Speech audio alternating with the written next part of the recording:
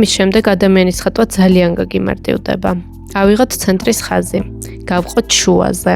ეს იქნება მენჯის ადგილი. ზემოთ შუაზე გავყოფ ორჯერ, აქ ჩაჯდება თავი. ქვემოთაც შუაზე ვყოფ, ეს იქნება მუხლის ადგილი და შემდეგ ისევ შუაზე, სადაც იქნება წვივის კუნთი. ეხლა დავიწყოთ ნელ-ნელა დაკონკრეტება.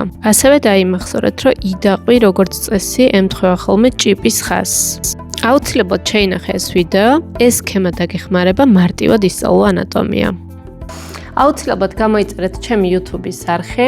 ამ არხზე ყოველდღიურად იდება ახალი ვიდეო გაკვეთილი და თქვენ შეძლებთ ხატვა შეისწავლოთ სახლიდან გაუსვლელად.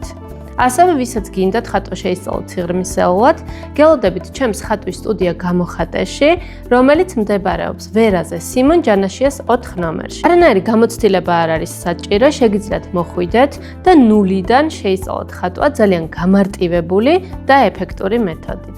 დეტალებისთვის მოგწერეთ პირად შეტყობინებაში.